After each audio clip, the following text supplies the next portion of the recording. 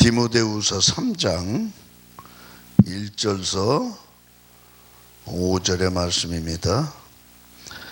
네가 이것을 알라. 말세에 고통하는 때가 이르리니 사람들은 자기를 사랑하며 돈을 사랑하며 자긍하며 교만하며 회방하며 부모를 거역하며 감사치 아니하며 거룩하지 아니하며 무정하며 원통함을 풀지 아니하며 참소하며 절제하지 못하며 사나우며 선한 것을 좋아 아니하며 배반하여 팔며 조급하며 자고하며 쾌락을 사랑하기를 하나님 사랑하는 것보다 더하며 경건의 모양은 있으나 경건의 능력은 부인하는 자니 이 같은 자들에게서 네가 돌아서라. 아멘.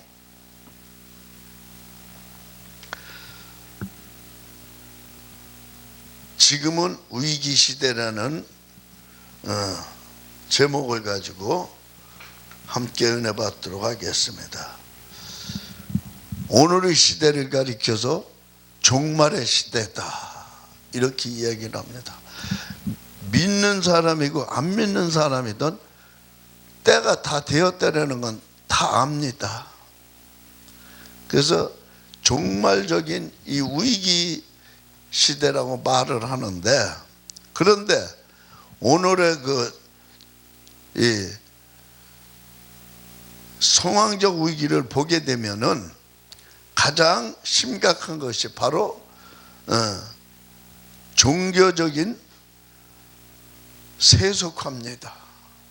종교적인 세속화, 가치성이 상실됐다는 얘기입니다. 다시 말해서 내적인 인격보다는 외적인 물량에 집착하는 그런 위선의 시대라 이 말입니다. 다시 말해서 내적인 인격보다 외적인 물량, 우리가 다시 한번 돌이켜보지 않을 수가 없어요. 그래서 우리에게는 이 권징이 없어요. 권징이. 그리고 칭찬도 없어져요. 자꾸. 게다가 진실이 어디 갔는지 찾아올 수가 없고요. 신의가 없다라는 것입니다. 참고 견디며 기다리는 인내가 없다라는 것이죠. 믿음이 없다고 합니다. 열매가 없습니다. 여러분, 우리는 믿음 안에서 승리하는 열매자가 돼야 합니다. 그런데 그 가운데서 자꾸 잃어가고 있다는 사실이 너무 안타까운 사실입니다. 자, 그렇다면 지금은 어떤 위기 시대를 우리가 맞이하고 있습니까? 첫째는 믿음이 자라지 않는 정지성이, 믿음이 자라지 않는 정지성, 아주 위기에 있다라는 얘기입니다. 마가복음 8장 17, 18절에 보게 되면 예수께서 이르시되 너희 아직도 알지 못하며 깨닫지 못하느냐? 너희는 마음에 둔하냐? 너희는 눈이 있어도 보지 못하며 귀가 있어도 듣지 못하는 그러한, 이와 같이 오늘의 교회와 성도들이 영적인 상태를 들여다보면은 한심한 상황입니다. 너무나도 한심한 상황.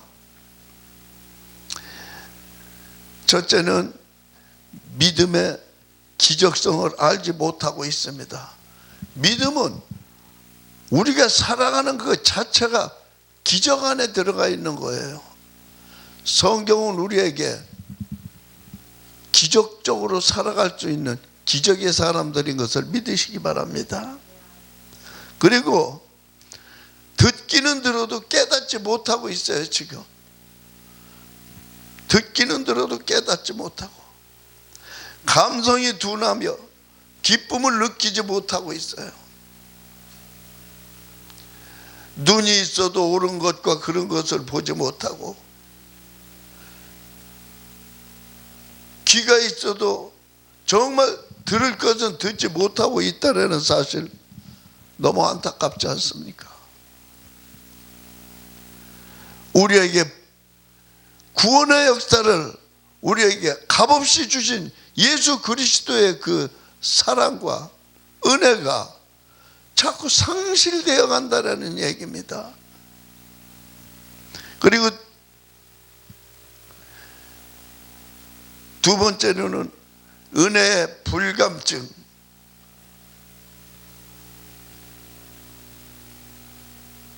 은혜의 불감증.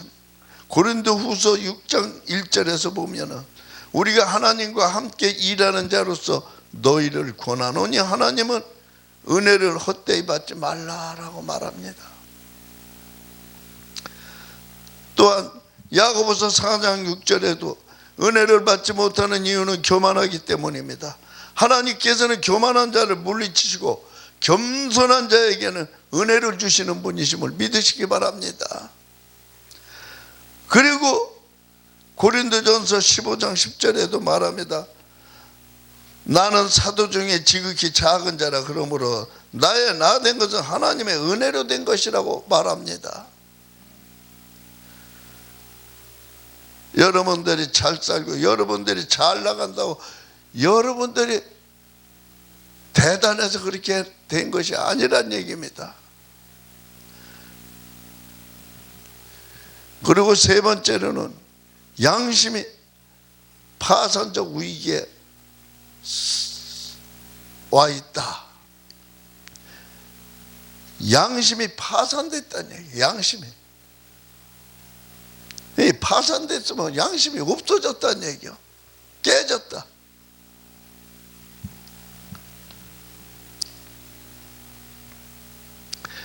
디모데전서 11장 19절에도 말하죠. 너희는 믿음과 착한 양심을 가지라. 어떤 이들이 이 양심을 버렸고 그로 인해서 믿음이 파산됐느니라.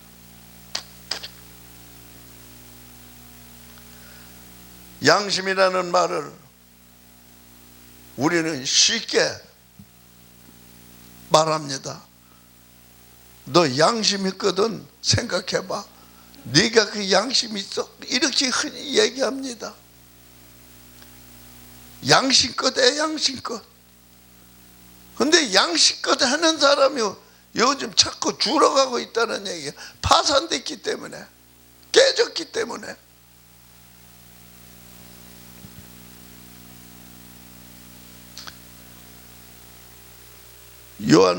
요한일서 3장 21절에도 말하죠. 사랑하는 자들아, 만일의 마음이 우리 책망할 것이 없으면 하나님 앞에서 담대함을 얻고 무엇이든지 구하는 바를 응답받나니 우리가 그의 계명을 지켰기 때문이라. 그런데 담대하게라는 말을 담대하게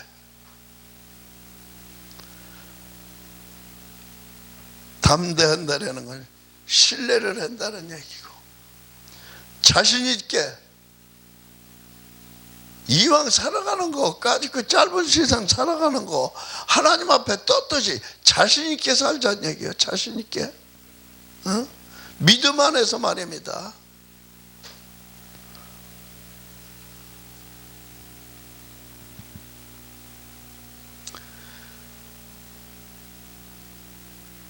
구하는 바를 응답받느니 우리가 그의 계명을 지켰기 때문이라. 그리고 디모데후서 1장 3절에서도 말합니다. 나의 밤낮 간구하는 가운데 쉬지 않고 너를 생각하여 청결한 양심으로 조상부터 섬겨오는 하나님께 감사하라. 우리는 이 사는 자체가 21세기까지 와서 우리가 살아가는 이 자체가 감사하지 않을 수가 없다는 얘기입니다.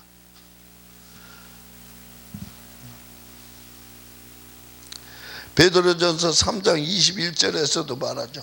물은 예수 그리스도의 부활하심이로 말미암아 이제 너희를 구원하는 편이 곧 세례라 육체의 더러운 것을 제하여 버림이 아니요 오직 선한 양심이 하나님을 향하여 찾아가는 것이라 라고 말합니다. 그리고 네 번째로는 말씀을 소홀히 여겨 행하지 않는 위기 시대다. 이렇게 말씀을 소홀히 여겼다. 말씀대로 행하지 않는 그런 위기 시대에 왔다라는 겁니다.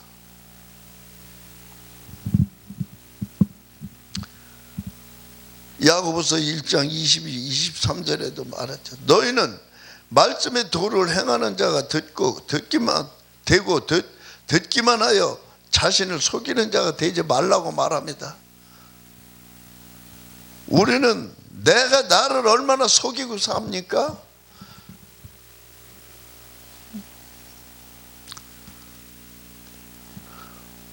야고보서 2장 22절에서도 너희가 보거니와 믿음이 그의 행함과 함께 알고 행함으로 믿음이 온전하게 되었느니라. 아모스 8장 11절에서도 주 여호와께서 가라사대 보라 그날이 이를지라 내가 기근을 땅에 보내리니 양식이 없어서 주림이 아니며 물이 없어 가람이 아니요 여호와의 말씀을 듣지 못함이니라. 물이 없어서 목마른 게 아니고 먹을 게 없어 배고픈 게 아니고 뭐요? 하나님의 말씀이 없기 때문에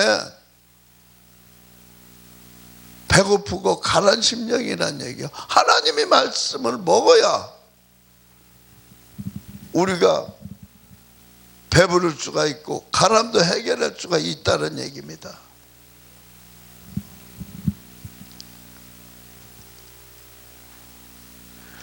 그렇다면 무엇을 소홀히 여기지 말아야 할까요? 읽고 깨달은 말씀을, 또 담임 목사님의 설교 말씀을, 성령께서 주시는 감동을, 하나님이 정하신 규례 계명을 지킬 줄 알고 행할 줄 알아야 된다는 얘기입니다. 귀가 있어도 듣지 못하고, 입이 있어도 말하지 못하고, 눈이 있어도 보지 못하는 그런 어리석은 자가 되지 아니하고, 우리 주님이 나를 값없이 구원해 주신 믿음의 조건, 믿음의 그 사람이 되어서 하나님의 말씀을 먹으란 얘기입니다. 믿으십니까? 그리고 다섯 번째로는 나갈 방향이 막혀버린 단절성이 위기 시대입니다. 고린도전서 9장 26절에서 내가 다름질 하기를 향방 없는 것 같이 아니하고 싸우기를 허공을 치는 것 같이 아니하며. 그런데 우리가 향방 없다, 정하지 못했다, 어찌할 바를 모른다, 불확실하다, 숨겨진 상태를 뜻하고 있는데, 디모데후서 4장 7절에서 내가 선한 싸움을 다 싸우고 나의 달려갈 길을 다 마치고 믿음을 지켰으니 이제 후로는 나를 위하여 의의 면류관이 예비되었으므로 주 곧 의로우신 재판장이 그날에 내게 주실 것이니 내게만 아니라 주의 나타나심을 사모하는 자에게니라.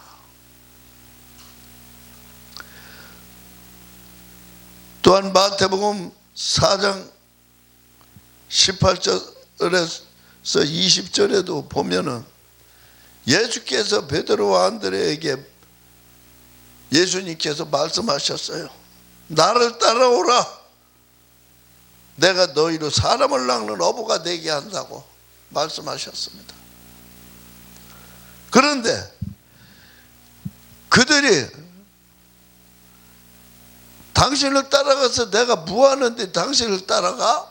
이렇게 한마디 반항도 안 했어요. 자기들이 가정을 꾸리고 살아가야 하는 그러한 그 세상에서 없어서 안 될 자기의 모든 것들을 다 그냥 놔두고 버려두고 그 도구들을 하나도 이거 없이는 내가 살아갈 수가 없다라고 이런 말 한 적도 없죠. 그냥 다 놔두고 그냥 따라갔다는 사실.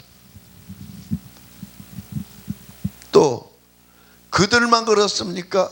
저와 여러분들도 이들과 마찬가지로 내가 왜 주님을 따라가야 합니까? 이렇게 반항해 본 사람 있으신지요? 아마 없을 거예요. 아마 그냥 따라갔어요. 따라가서 지금까지 믿음 생활하고 있는데 처음에는 감사해서 은혜가 넘쳐서 그냥 어쩔 줄 몰라서 그냥 그저 복음 전하기에 부족함이 없도록 해주세요 해가면서 얼마나 열심히 했어요. 그런데 날이 갈수록 하나씩 뒤로 처지기 시작하는 거예요. 처지기 시작하니까 그걸 따라가려니까 또 힘들어져요. 이게 우리들의 믿음이에요. 현실이고.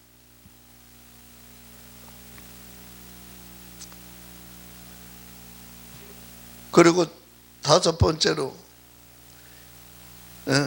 나갈 방향이 막혀버린 단절성이 위기시대라 이렇게 말합니다.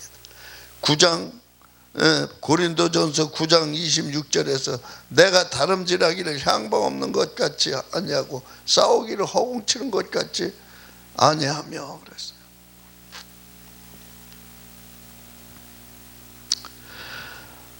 그리고 디모데후서 4장 7절에서도 내가 선한 싸움을 싸우고 나의 달려갈 길을 다 마치고 믿음을 지켰으니 이제 후로는 나를 위하여 의의 멸류관 예비되었으므로 주 곧 의로우신 재판장이 그날에 내게 주실 것이니 내게만 아니라 주의 나타나심을 사모하는 자에게 주신다고 말하고 있습니다. 마태복음 4장 18절 20절에도 분명히 말하죠. 지금 금방 말한 것처럼 예수님께서 베드로와 안드레 이들에게 나를 따라오라 내가 너희를 사람을 낚는 어부가 되게 하리라고 그러니 이들이 두 말 없이 따라 나섰다는 사실이죠. 그런데 여기 보니까 또 여섯 번째로 불치병이 불치병 때문에 그냥 우리가 이 시대를 그 기회를 놓치고 사는 사람들이 얼마나 많은지 몰라요. 주님은 죽은 자도 살리시는 분이고 모든 질병도 치료하시는 분이십니다. 그런데 이 시대에만 주님이 능력이 나타났고 지금 21세기엔 안 나타납니까? 그게 아니지 않습니까? 지금도 그때와 똑같이 나타납니다. 주님이 죽은 자도 지금도 살리시고 병든 자도 고치십니다.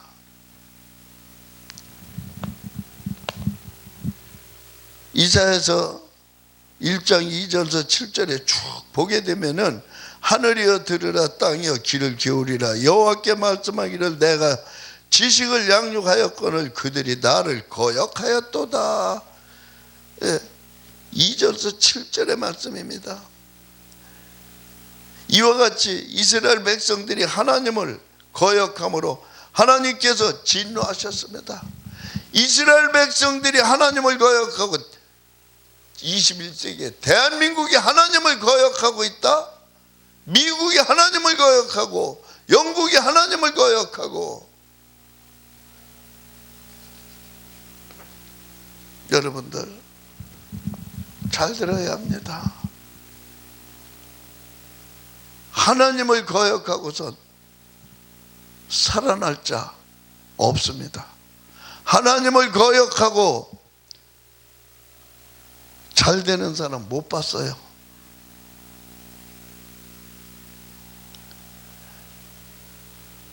또한 백성들이 이러한 허물을 많이 지었기 때문에, 또한 행실이 악한 종자들이 많기 때문에 점점 행실이 좋지 않은 사람들이 자꾸 나타나고 있어요.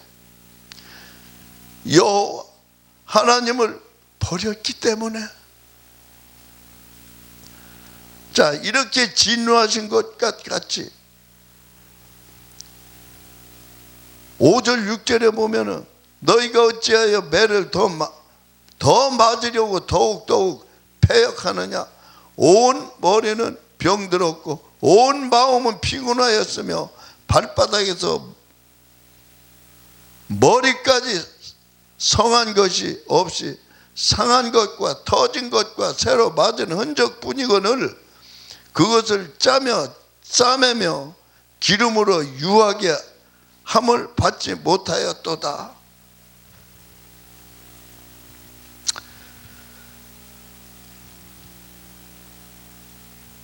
그리고 7번째는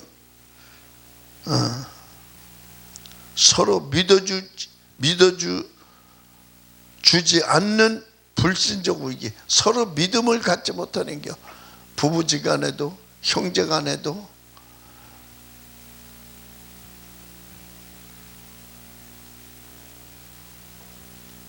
마태복음 10장 21절에서 22절에도 그렇게 말합니다. 장차 아버지가 자식을 죽는데 내어주며 자식들이 부모를 대적하여 죽게 하리라. 이거 꼭 우리가 우리 나이 드신 분들은 다 아실 거예요. 공산당이 어떤 행태를 부렸는지. 아버지를 창으로 찔러 죽이고 형제를 창으로 찔러 죽이고 총으로 쏴 죽이고, 이것이 공산당이야. 하나님을 배반하는 자들. 지금 대한민국도 그걸로 가고 있다는 얘기입니다. 여러분들 잘 들어야 됩니다.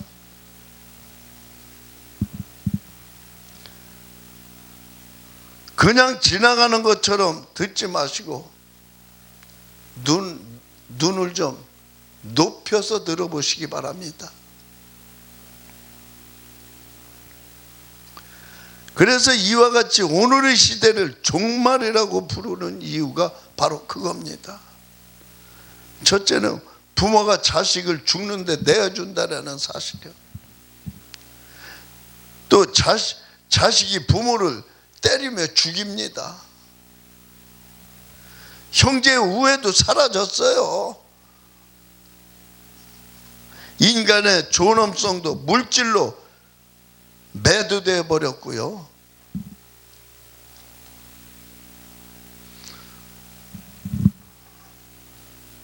이러한 것들을 우리 찾아볼 수가 없이 다 없어져 간다는 얘기입니다. 끝으로 정치 타락과 사회 부패적 위기 시대입니다. 이 말씀을 준비하면서 그래, 이거는 그냥 넘어갈 수가 없어. 그리고 준비한 말씀이 바로 정치적 타락과 사회 부패적 위기. 디모데전서 4장 1절에서 2절에 말하죠.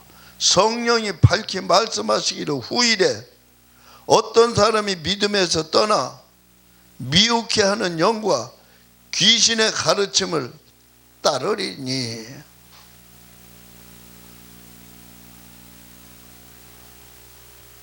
믿음의 형제가 귀신의 영을 따라간다니, 이거 얼마나 답답한 일입니까? 한심한 일입니까?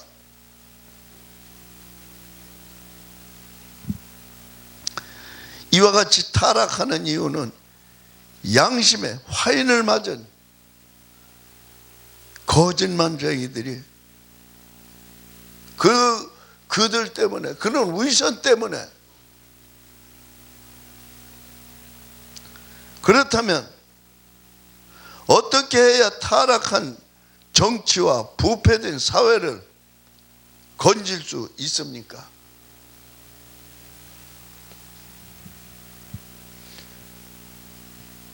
잠든 영혼을 깨워야 합니다. 소위 믿는 데는 하나님의 자녀라는 크리스찬들이 지금 잠자고 있다는 얘기입니다. 영혼이 자고 있다는 얘기입니다. 그 잠에서 깨어나시길 바랍니다. 그리고 두 번째는 믿는 자들이 본이 되어야 합니다.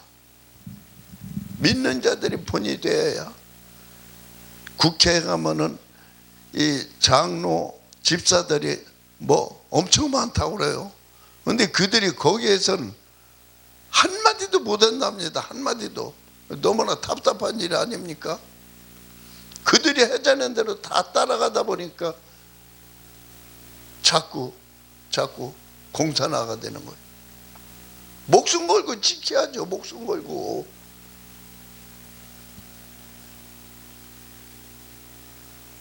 그리고 세 번째는 정직한 자가 대접받는 사회가 돼야 됩니다. 그런데 정직한 자들이 대접받는 것이 아니라 자꾸 뒤로 밀려. 정직하지 못한 자들이 대접받는 시대에 지금 거짓말하고,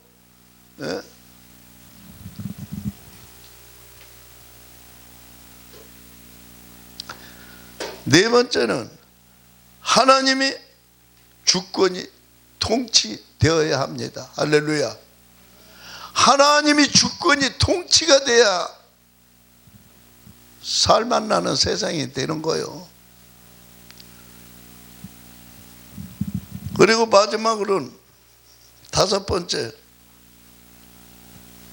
꿈이 살아나야 합니다. 꿈 없는 사람은 죽은 거나 마찬가지요. 꿈 없는 사람은 시한부 인생이나 마찬가지요. 나는 자꾸 시들한 것 같지만 그 꿈만은 잃지 않는다면 우리 하나님께서 그 꿈을 이루어 주실 줄 믿습니다.